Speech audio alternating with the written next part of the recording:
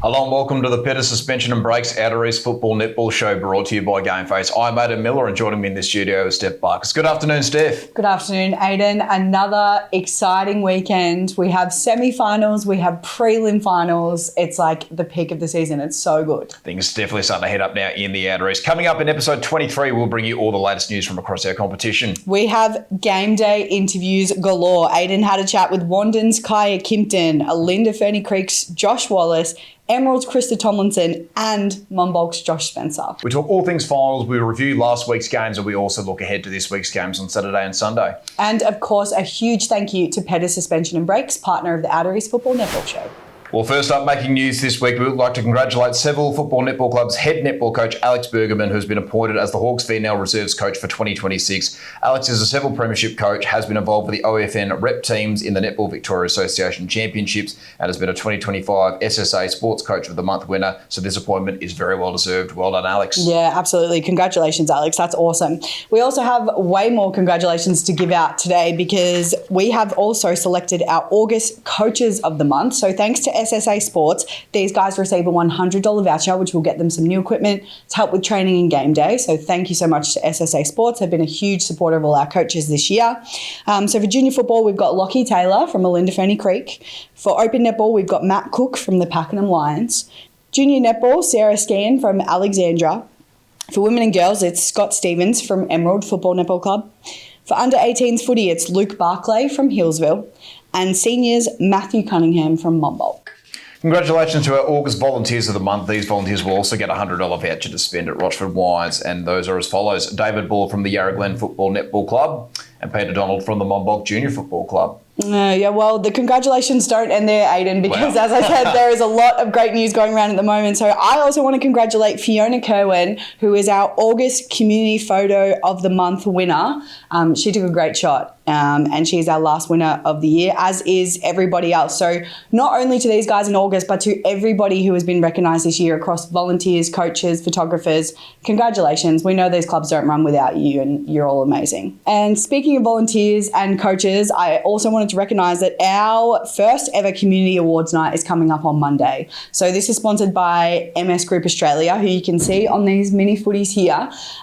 They are the security company that handles all our finals, but they also recognise how important volunteers are. So they put some funding towards this event. They're super happy to be a part of it, and we are going to be recognising everybody who keeps clubs running on the night. Good luck to everybody nominated, and we'll post all the winners on our socials next week. On Thursday, October 2nd, the Pakenham Lions are running a netball clinic for under 13s and under 11s. Scan the QR code on the screen to register to participate. All right, well, it is time for finals fever. We have so many finals happening this weekend, but before we get into everything that's going to happen tomorrow and Sunday, give me a wrap-up of the games that you saw last weekend. Yeah, okay. We'll start with the qualifying finals on Saturday. So we'll go through the A-grade netball first, and Wandin just continue to own that matchup against Monbulk. I think they're two reasonably close sides in terms of quality, but Wandin they always seem to just get the job done. And look, there were some personnel missing from Monbulk on the day. No Jamie Clark through the mid-court, a very late out as well with Steph Ferguson, so that made things very interesting. So Sophie Stubbs went into goals, did a pretty solid job, I thought, Soph, considering she doesn't usually play in there, but really did make things quite hard for Monbulk. But look, Wandin were really good. I thought Ruby Tidd was fantastic on Perry Reid, actually kept her relatively quiet, had a lot of one-on-one wins on her. Marley Blake just did what she usually does. Don't know how many goals exactly she scored, or didn't count, but she was quite influential. Maddie Wallmeyer, great through the mid-court. Maddie George sort of swung in between goal defence and wing defence, but she was quite strong as well. Played a lot more time on court because hadn't sort of the last time we watched Wandin, but yeah, quite a dominant display really. They go through to play Mandiv, who they did beat last time, so I think they'll take plenty of confidence from that. But game of the week though was the next game we're about to go through, Olinda Ferny Creek versus Woori Alex, and they always play in close games, and that was very much to be. And we really didn't know how it was going to go up until pretty much the final siren. Olinda Ferny Creek started the game really well, 6-2 at quarter time, and Woori's inaccuracy really hurt them a lot throughout the day. Taylor Gibson is usually so good in front of goal. He was 4 goals for, probably not his best afternoon. Does go into the nervous 90s, though. He's only 10 away from the big 100 now, so he'll be pretty happy with that, I'm sure. But Yeah, it was a seesawing event in that last quarter. We saw Noah Dare get a 25-metre penalty and he nailed one from outside the arc. And then only a couple of minutes later, Jethro Von Hess, who's a right footer from the boundary line on his left, just nailed it from about 35 out, tucked away in the pocket. And there's something about that pocket in Yarra Junction in front of the pavilion now. I see lots of good goals kicked in front of that pocket. So I know players just sort of seem to, there is a bit of magic. But yeah, it was an incredible game. So many good players. I thought Lockie Taylor was a pretty good option up forward. Lucas Smith kicked 4 goals. He was absolutely fantastic. Peter Lucas had plenty of the ball. Josh Wallis, I thought he really fought quite hard against Riley Monkhorst in the ruck. We know how tough of a matchup that is. So yeah, it was a great win for Olinda Ferny Creek, and they'll take on Wandin next week, who they were pretty competitive against the last time we called that game as well. Yeah, and probably feels really good for Olinda, who have been so close to getting Worry within 1 point twice this season, to finally get there over the line, and in a game that matters so much as well. Well, that's exactly right, Steph. I mean, they led the game all day. When Noah Dare put Worry in front by a point, I thought it's going to happen to Olinda Ferny Creek again, but they found a way this time. I think they'd taken the learnings from the 2 losses and put it together to get the win. And and as I say, they will play Wandin. Going to the elimination final Sunday, this was actually very close to being game of the week, but I'm just going to put it behind Olinda Ferny Creek and Woori Alec. But what a game this was as well. Emerald trailed by 8 goals in the second quarter. It looked like Woori Alec were going to force a bit of an upset. They looked really, really good. And that was a good response from Woori Alec, because they lost by 65 goals to Mandeville the week before. So they would have been down on confidence, but they certainly didn't show that in the first half of this game. They just wilted a bit in the second half, and Emerald, their class really shone through. And they actually managed to get out to a 7-goal lead themselves in the last quarter. Woori came storming home. And it was literally a shot on goal on the siren that wasn't converted that ultimately saw to it that they didn't draw again, although, mind you, it would have gone to extra time. There had to be a result either way. But these two sides also played really close games. But yeah, Krista Tomlinson, fantastic through the mid-court. Brody Smith was really good in defence, I thought, for Emerald as well. Hayley DeBoof was quite solid for Woori Alec. She fought really hard all day. Jamie Tuff came into the side as well. This time she was playing in goals where she prefers to play. I was really impressed with Maddie Tucker actually in goal. She just wasn't missing anything all day. Really kept her team in it. Unfortunately, missed the one that really mattered right at the end. But she should still hold her head high, because, it doesn't really come down to individuals in a close loss like that. But Emerald do hang on. They keep their season alive. Speaking to Krista after the game, she did sound quite relieved. She felt like another minute or two, and maybe the result might have been different, but that was another really good game as well. Lastly, Monbulk versus Hillsville. This one, honestly, probably a bit more one-sided, respectfully to Hillsville, than the scoreboard probably suggested. If Monbulk had a kick straight, I think they could have won this game quite easily. But Trent and I were speaking about it before the game. The one thing that we always say about Monbulk is the ceiling's high, but the floor is low. And it was all going to be all about which Monbulk rocked up. And I think we saw pretty much the best version of Monbulk on Saturday. And they just did what they needed to do. Probably allowed the game to be a little bit too close in the first half because of their inaccuracy, but they straightened up enough in the second half to not make it too much of a problem. Ryan Burley, really good through the midfield. Cam Evans, again, just dominated in the ruck. He was fantastic. It was Jonathan Avern kicked a couple of goals in the second half. Robbie Savory did a pretty good job. Max Donegan, he could hold his head high, kicked 6 goals straight for Hillsville. He was quite solid. But, pretty good effort by the Bloods this season to come up into Premier Division and play finals. We know how big a jump it is. We see a lot of teams struggle usually, so good on them. But, Monbulk, pretty strong performance, and they will take on Woori Alec next week, who they did beat earlier in the season. So they can do it. Yeah, they can do it, 100%. Yeah, well, we love to see it. All those games are always so exciting. We absolutely love finals time. And it sounds like there were some cracking games. I'm sorry I missed them. It's a shame, but that's all right. I'll be back this week. So let's take a look at what is going to be live streamed and commentated this week.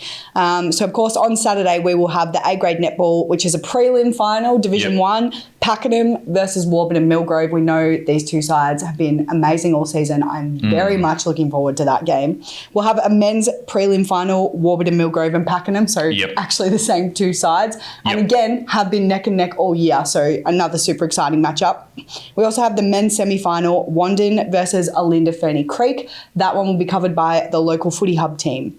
So take a look at the games that we're going to be commentating this weekend from our end. So first of all, in the senior footy, Warburton Millgrove versus Pakenham. Last time these two sides played was round 17, and Pakenham won that game by 43 points, 12-9-81 to 5-8-38. Head-to-head currently is 1-1. Warby did get them earlier in the year. Some of the key matchups, Tom Baker averaging 30 touches this season, including 4 tackles and 8 score involvements. Will go head-to-head with Luke Wright, who's averaging 29 touches, including 14 contested and 6 clearances. Oscar Jones, he's probably going to go head-to-head with Bailey Humphrey. He's kicked 56 goals this season. Sean Endeweezer head-to-head with Sam Kyah, who's kicked 43 goals this season. So they're going to be some of the big matchups in that game. They're heading across to the A-grade netball. The last time these two sides played was only a couple of weeks ago in the qualifying final, and Pakenham won that game 48-42. The head-to-head there is 2-1 the way of Pakenham. They've won the last two. Some of the big matchups, Millie Ukbar probably head-to-head with Jessie Hare through the mid-court. Eliza Molino head-to-head with Bianca Daniels, who's got 481 goals this season. And Ali Langdon head-to-head with Charlotte Hoodland with 533 goals this season, still leading Division 1 and has led Division 1 pretty much all season. Well, before we move on to Sunday, because of course there are more incredible matches happening, let's do tips on these two games. For the footy, who are you going to go with? I hate to do this to Warby. I'm going to go Pakenham. I've got a feeling Pakenham are going to get the win. That's interesting because not that long ago, only just a few weeks ago, you and I were saying that Warby was our front runners. But do you think that's changed? I think last week Seville really made a statement. Seville, I think, have turned themselves into the front runners. I think they've had a bit of a tough run with injury this season, and I think they're not quite back to full strength. Josh Neal's kind of gone down, and Cooper Coley's not playing, but they look about as full strength as they ever have, and they'd be so happy to have Nathan Thompson back at the team. But I just feel like Warby have dipped a little bit at the worst possible time, and this did happen to them 2 years ago in 2023, and might happen to them again. But I've just got a feeling Pakenham will get the job done on Saturday. I'm going to agree with you. I think that Pakenham are really hungry for it, to be honest, and I agree. Unfortunately, I do think Warby have maybe picked just slightly too early, so I think Pakenham might get it done. What about the netball? Going to go Pakenham again. I just think Pakenham have really, even though it was only 6 goals, it just felt like they won by more. They really just, Warby played reasonably well, but Pakenham just seemed to be all over. And the big difference in this game, I think, is going to be if Carly Woppett and Bianca Daniels can get a hold of Eliza Molino and Katie Cook, because those two they've been the difference, I think, in both the games. They've just made it so hard for those two to score. They've really forced them to work on their long-range shooting. I'm sure that's been a focus of training for the two of them. But even just the ball movement, I think Pakenham's intensity defensively has been so good, and they don't make it easy for Warby. They really make them wait. They make them go lateral back, and it's not easy. So I'm going to go Pakenham again. Yeah, I think I am going to agree with you, but I'm going to say regardless of the result, it's going to be a really tough matchup for either side against Seville. Definitely. Yeah, no, this is a Warby side who's won 3 in a row. Like they're definitely going to want to keep going. Pakenham seem to have the wood on them at the moment. I think it's going to stay that way personally. Okay, all right, awesome. Let's take a look at Sunday now. So we only have the 2 games that are being live streamed and commentated on Sunday, which is the A-grade semi-final Monbulk versus Emerald in the netball, and then in the men's footy, the semi-final Woorollalek and Monbulk. Give us a match preview for those two as well. Taking a look at the footy between Woorollalek and Monbulk. Last time the two sides played was round 15, and Woori won that game by 25 points, 12-8-80 to 7-13-55. Through the middle, I think Geordie Williams averaging 30 disposals, including 7 clearances and 6 tackles. He'll go head-to-head with Ryan Burley's averaging 25 disposals this season, including 10 contested and 6 score involvements. Robbie Savory, he's going to have the big job on Taylor Gibson, who, as mentioned earlier in the show, is into the nervous 90s now with 90 goals for this season, so that's always going to be a massive job. And Jacob Atchison probably head-to-head with John Laverne, who's become the main target for Monbulk in the second half of this year with 18 goals for the season. Looking ahead to the A-grade netball, last time these two sides played was round 16, and Monbulk won that game 56-45, so an 11-goal margin. Through the mid-court, Grace Scott-Thomas, I reckon, head-to-head with Krista Tomlinson. Paige Whitworth head-to-head with Mackenzie Fox, Emerald's leading goal scorer with 386 goals, and Brody Smith with a big job on Perry Reid with 840 goals this season. So they're your 2 matchups for Sunday. There you go. It'd be interesting to see if Steph Ferguson's back in that Monbulk side and Jamie Clark as well. And Jamie Clark, yep. All right, let's do tips for that one, for the footy, Woori Monbulk. I am going to go Woori. I wouldn't be surprised if it went the other way. Just we know what Monbulk are capable of. They've beaten Woori. They're the only team who've beaten Wandin, but I think this Woori side are hungry enough. They've been so close the last few years, so I'm going to go Woori.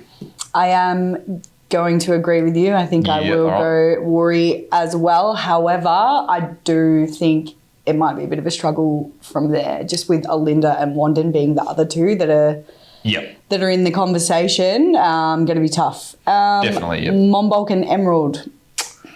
I'm a bit torn on this one. I think for me it does depend a bit on if Steph Ferguson and Jamie Clark come back. Because I think they did look it did look particularly hard for them against Wandin. Mind you, though, Wandin, as I say, like they've owned that matchup against Monbulk. I'm going to side with the Hawks, depending on Steph Ferguson and Jamie Clark playing. But yeah, I'm a bit torn, but I'm going to go Monbulk just. Okay, I'm going to go Emerald for that one. Yep. Yeah, as you say, I think there's obviously a bit to play out there. We don't know who's going to be in those sides, but yeah, I think Emerald can get it done, and I think that they will have the hunger that, you know, they're going to go down to Division 1 at the end of this. Well, that's it. They don't get a crack at it next year in Premier Division. Exactly. So I think they'll have that hunger to get it done in Premier Division before they go down to Div 1. So, yeah. No, that's fair enough. The last one that we need to mention, on the Saturday, this game will be live streamed, but unfortunately not commentated, but it's the A-grade netball semi-final between Mount Evelyn and Wandin, and wow, what a game that will be. Yeah, no, most certainly. You know, the two best sides all year, and the last time they played, I think Wandin won by 1 goal after the siren, so I'm sure it'll be another ripping game. Absolutely. Don't forget as well, all live stream finals can be watched on localfootyhub.com.au. So go to the website, select your division, and then select either a series pass, which gets you access to everything, or a weekend pass, which gets you access to everything just this weekend, and enjoy all the action. If you're a current Local Footy Hub subscriber, you get 50% off finals passes. So, yeah. Before we move on, let's take a look now at our community predictions. So first up, the A-grade netball preliminary final between Pakenham Lions and Warburton Millgrove. The men's prelim final, Warburton Millgrove versus Pakenham. The men's semi-final between Wandin and Olinda Ferny Creek. The A-grade semi-final between Monbulk and Emerald. The men's semi-final between Woorialloc and Monbulk. And the A-grade netball semi-final between Mount Evelyn and Wandin. Since 1950, Pedders have understood that every customer's journey is different, but our solution remains the same: to get you where you want to go as safely as possible. We believe it's not just the destination that matters, but also the journey, and we are committed to creating better journeys for everyone. All right, well, our first guest on the show this week is Wandin's Kyah Kimpton. All right, well, joined by Kyah Kimpton from Wandin's A-grade side after their very big victory in the qualifying final over Monbulk. Kyah must be very happy progressing through to the second semi. Yeah, it's pretty exciting. Go on to Mount Ev next week. Yep. Yeah. Really own this matchup against Monbulk. 3 wins now and all by pretty considerable margins. What about the matchup do you think has worked for you so far? I think we match up quite well to them in terms of our one-on-one play. They're very strong attacking end, but our defensive end is pretty strong. Yep. I don't know. I think we just stick to our game plan, do our thing, and Yep. I don't know. It is a good matchup, but we always, like you said, we do get on top of them. Yep. What are the learnings you've taken from the previous games that sort of came into today's performance? Today, actually, in the attacking end, we were very messy. Turnovers. Our turnovers in the attacking end were a lot. So probably go to training and work on that a bit. Slow down, I reckon, a little bit through transition. I'd say that's probably our one taking from today. Yep. We've noticed you playing a lot more defence over the last sort of probably, or this season in particular, apart from playing mid-court from when you started playing at Wandin. What sort of brought on that change into defence? I think it actually changes team to team. Yeah, okay. So I guess today, usually Steph would play. Yep. And I think I match up a little bit body on body with her. Yep. Matt has been a bit sore, to be honest. Oh, okay, yeah, all right. Maddie George. Yep. But, I don't know. Roops just threw me in there and it works.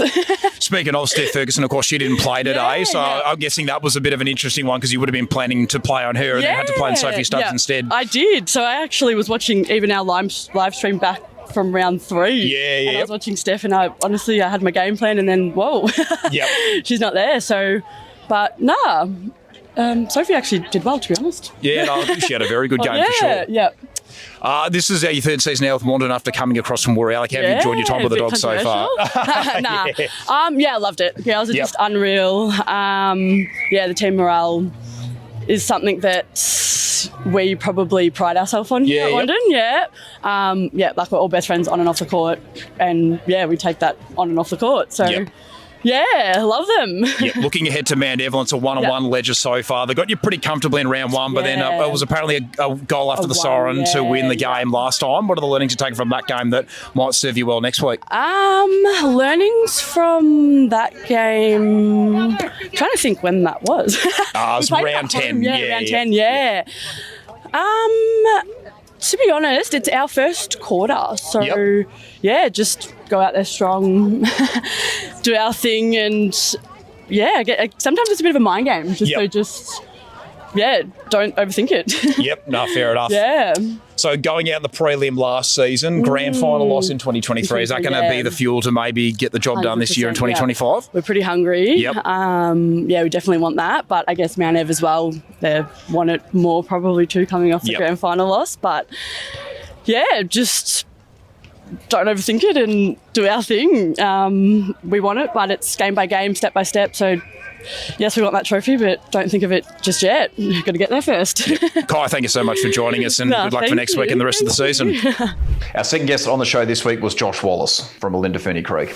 I'm joined by Josh Wallis from Olinda Ferny Creek senior footy side after their thrilling qualifying final win over Woorolly. Josh, how are you feeling after such a crucial win? It's pretty good. We feel pretty good. I mean, we've had 3 super close games this year. We've been on the wrong side of it twice, so it's nice to be on the right side of it. So, big thrill. We haven't beat them for a long time, so it's been great. Speaking of being on the wrong side of those 2 games, what were the learnings you took from those 2 games earlier in the year that helped you get the win today? Yeah, I mean, if when you're losing by such a close margin, it could just be little chances. Every little moment counts. So, you take your learnings, but when you're losing by 1 point, you're right in the thick of it. So we gave it a crack, and we had the chips fall our way today. Yep. Had a really big match up against the Monbulk brothers today, mate. How did you go into that? Yeah, I do. Look, to be honest, I love going up against Riley. He's the biggest player in the league, so you've got to challenge yourself against the best. It's always funny when he needs to have a rest, so you get to take on a league best and fairest ruckman when Riley gets tired. So it makes it nice and fun for you. But no, really good. Love battling with the big boys. Yep. Coming up against Wandin next week, you made it pretty close with them the last time you played them. Is there anything you've taken from that performance that might maybe help you get the win there? Oh, look, they've clearly been the benchmark for the last couple of years, and I think we pushed them with some of our gameplay. So I think being able to just stay in the fight and work our bloods footy as best we can will give us the best opportunity we can. We've just got to stick to our processes. Josh, you played your 200th game for the club last weekend. Can you tell us a bit about some of your favourite memories with Olinda Ferny Creek over the journey? Yeah, look, it's been such a good club. Been a second home for me in general. Always had the goal to get to 200, to be honest. So I was really rapt to get there in 200 in the ones. Look, I was being blessed to come to with good teams for the juniors as well. I won 2 flags in 16s, 2 flags in the 18s, and then lucky enough to get the flag against Warrior in 2017. So there's all those highlights, but I mean the biggest highlight is getting to go up with these guys every Tuesday, Thursday, and Saturday, and be around your best mates. So you've got such a great community of people. So that's always the highlight. Do you think you can add a 2025 premiership as another one of the highlights? Well, mate, I mean, look. This year's the year, so we're giving ourselves every chance. If we manage to get the chocolates, mate, that'd be, cherry on top. Yep. Josh, thank you so much for joining us, mate. Good luck for next week and the rest of the season. Thanks, guys. Cheers. Our next guest on this week's show is Krista Tomlinson from Emerald. I'm joined by Krista Tomlinson from Emerald's A-grade side after their thrilling come-from-behind victory in the elimination final. Krista must be so relieved to get through to the second week. It was a really intense game. Didn't know which way it was going. They were up, we were up. We had control, they had control. It just was a really seesawing game, but I think we were lucky with the time in the end that the whistle went when it did, winning by 1. They probably would have gotten that goal as well. So, lucky in the end. Trailed by 8 goals in the second quarter, and then you really were able to peg it back in the second half. What changed in that second half to regain the momentum?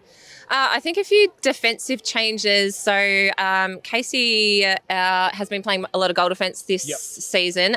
She went back into goalkeeper. She feels more comfortable there. That's naturally where she's played most of her netball. So I think that really helped. And then having Brodie out in the goal defence position worked. And then we had a young player, Erin, come into the side. She's filled in a couple of times throughout the season. She's amazing. So she came on, put a lot of pressure on in the wing defence. So I think we just slowed their game down a little bit and then converted our centre passes and got back into it. Had a draw with Warrior the last time you played him. You were just able to get the 1-goal victory this time. Were there any learnings that took from the draw that helped you just get the win this time? I think both games that we've played against Warrior throughout the season, we've managed to get ahead by a little bit and they just keep clawing back. So it was a lead is not going to win you the game. You've got to keep playing till the end. Yep. I think we tried to play the ball around a little bit too much or a little bit too early there, but I think you just can't put them out of the game. Yep. Yeah. Third season now with Emerald. Krista, after moving across from Olinda, Ferny Creek, have you liked your time with Emerald so far? Yeah, it's been really lovely up there. They've been really welcoming because I think it's quite tricky with 2 young girls to get to training every week and to put in the time at the club. So they've really been gracious with what they've allowed me to do with the club. And first season coaching as well just stepped up because the Michael left. So it's been a bit of a learning experience trying to coach and play at the same time. You don't really see everything when you're playing, so it's been really tricky, but they've been really good to me and supportive, so yeah. Yep. Looking ahead to Monbulk in the first semi-final next Sunday, what are some of the plans going into that game? They can score so quickly. Yep. They're very accurate. They're very clever in their goal circle, so I think it's probably trying to disrupt Steph and Perry's connection and then just utilising our ball and really looking after it. We've tended to throw quite a bit of ball away into their zone in the past, so hopefully we'll be able to just work it through a little bit with a bit of patience. Yeah, it's a 1-on-1 ledger so far with Monbulk. What do you think went well for you in the win and what do you think maybe didn't work so well in the loss? I think we were really patient in the bringing it down the court in the game that we won against Monbulk, and I think in the second game we were sort of had a few new combinations on the court and we just weren't able to. Didn't know where everyone was going to be on the court. There's a few of us that have played for goodness knows how many years together, so having that connection on court does help. When things get tough. Krista, thank you so much for joining us. Good luck for next week and the rest of the season. Thanks very much. And our fourth and final guest for the show this week was Josh Spencer from Monbulk. Joined by Josh Spencer from Monbulk senior footy side after they kept season 2025 alive with an elimination final win over Hillsville. Josh, how are you feeling after that victory? Yeah, really good. Yeah, really good to get the win today. And unfortunately, did it without Paddy today, our skipper, who went down early on. But yeah, really good for the lads to get up and get a win. Speaking of that injury to Paddy Barge, obviously was quite unfortunate. How were the boys able to respond? Because we did notice Hillsville sort of got their way back into the end of the first quarter. How were we able to bounce back and just sort of calm things down? Yeah, we spoke as all that was going on, and we just said we needed to stay calm and just back our structures. And we were a man down, but we got a lot of guys who can fill a lot of roles. So some boards, some people moved around on the board, but just got the job done. Yep. It was a 1-on-1 ledger against Hillsville coming into today, mate. They got you earlier in the year, and then you guys got them quite convincingly in the second half of the year. What were some of the learnings you took from those two games that helped you get the win today? Yeah, they're really good in their uncontested mark. I think they led the league in kicks and uncontested marks, so we knew we had to slow them down that way and try to bring the ground in and try to make it as small as possible, and I think we did a good job of that. Yep. Notice a bit more of you playing forward today, mate. We've seen you sort of play in the back line a little bit and even on the ball. What sort of brought that on today? It's just sort of happened that sort of back end of the year. We got a lot of guys who play some really good footy down back, and I was filling in for a few injuries early on in the year, and it's been nice to go forward. Yep. Second year with Matt Cunningham at the helm, mate. How have you liked his coaching so far? Yeah, he's awesome. I think all the boys really get around Cunners. He's got a really good game plan, but he's got really good relationships with all of us, and it's really good. Yep. On to Warrior next week in the first semi-final, mate. You got them earlier in the year, and then they got you guys in the second half of the year. What do you think went well in the win against them, and then what do you think probably didn't work as well in the loss? Yeah, look, it'll be a tough one. They were two close contests. I think they got a lot of star power up forward. So if we can slow down their big guys, I think it'll be really helpful. But just some forward pressure and hopefully put them under the pump early. Yep. Speaking of the star power guys like Taylor Gibson and even Zach Monkhorst plays a bit more forward these days. How are you going to try and negate their sort of influence? Just be, I think, helping them out in the air, getting a lot of 2v1s. We got some guys down there who do a really good job one-on-one. But giving as much help as possible will be really good. Josh, thank you so much for joining us, mate. Good luck for next week and the rest of the season. Pleasure. Cheers. Well, that pretty much wraps up all there is to talk about on the Pedders Suspension and Breaks Outer East Football Netball show this week. Remember, if there's anything you'd like to see in the show, make sure you leave a comment down below. Steph, thank you again for joining me in the studio. No problems at all. For all the viewers out there, don't forget to get your game face on.